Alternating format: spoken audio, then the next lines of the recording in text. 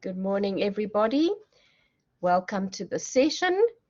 Today, we're going to fold a book, a small little booklet, and this is a really useful thing to be able to do as a remedial teacher. You're going to need lots and lots of different creative things to do with your children. So take an A4 page. That, sit a little bit further back, and very carefully fold it in half. So you're going to fold it in half along the length. Now you need to make very good folds. Make sure that you get your corners nice and straight together, and press it down on a table to make a really good edge. Another good thing about folding is that you are assessing children's fine motor coordination skills at the same time and ability to do spatial orientation. So you're also going to fold your page this way in half. So it's folded lengthwise and it's going to get folded along the center like that. Very good folds. And then you're going to fold it one more time again. So we're effectively folding our page into eighths, 8 little squares. Okay, so I hope some of you are doing this along with me in the class, because it's quite a useful thing to be able to do. So you've got your page folded into eighths like that. Okay, so now you fold it back on the length fold. So I folded it back on the length.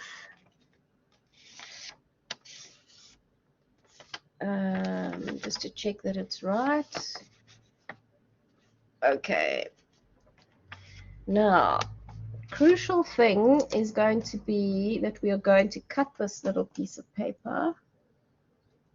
And you're only going to cut it, just marking on the page where it gets cut.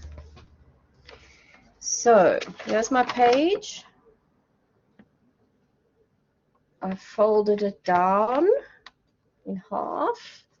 The fold is at the top and the flap is at the bottom. And I'm going to cut it from the fold only to the middle mark over there. Okay, so you take your scissors.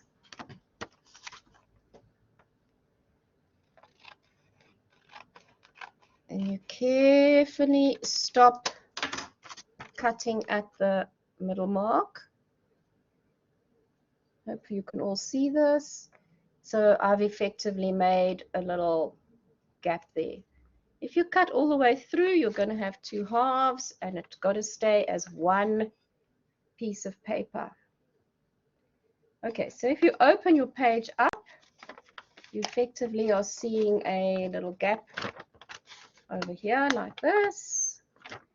And so now what you do is you fold the whole thing over along the fold. And if I hold these 2 pages nicely together like that, and I push I'm effectively making a diamond shape. Put it like this. I'm making a diamond shape, and I close the diamond. I'm bringing all the folds in the middle nicely together. And And so if you can see what I'm doing, like that.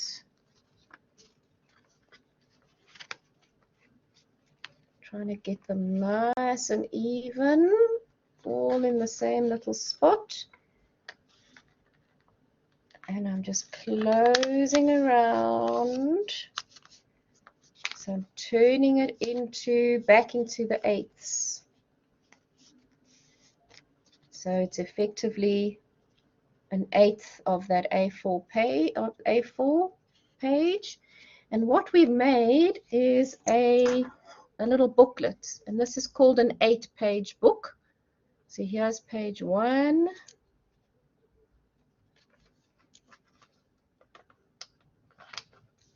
Page 2, page 3, page 4, page 5, page 6, page 7, and page 8. So you've got a little 8-page booklet, and you can use this for all sorts of things. So kids can put it in their pockets, and they can have notes on it. You can write stories with it. You can have words. You can do some maths on it, things that need to be remembered. It can be used for studying. It can be used for field trips when you need to make notes for things. And you've got a little booklet of 8 pages.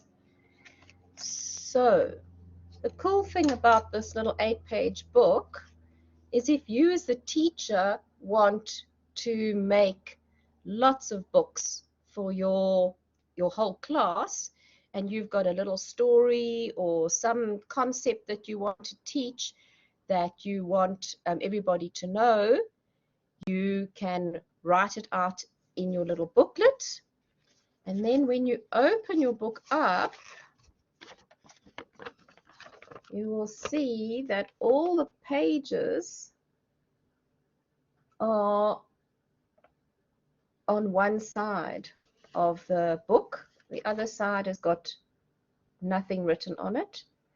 So I can write my little stories or my maths or whatever words I want children to learn, or phonics, concepts, and you can then take this and go and photostat it, and you can make as many copies as you need for your class or your group.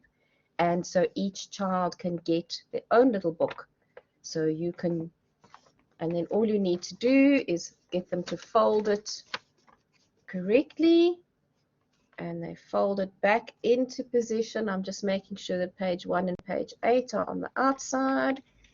And when you fold it, you get back to your little 8-page booklet. So that's a really useful little technique, and it's very handy to be able to do. So children should be able to do a lot of folding and a lot of cutting of paper, using the fine motor skills. It's one of those crucial skills. So I just want to let you know as well that you can do fun things in your remedial sessions with regards to fine motor control and cutting. So they are really useful books. You can do folding of paper planes, and here's a really cool book that shows all sorts of exciting ways to make paper planes, and they're different folds, and it requires really good spatial orientation and fine motor control from the learners. You can also do lots of origami, and there are lots and lots of different things that can be useful for assisting. Remember that there must always be language associated with the folding. So as children are folding and doing things, they're talking about the spatial orientation, folding into half, into quarters, into eighths, and so on. So add the language to any of the activities that you are doing. Right, so that was the introduction for today.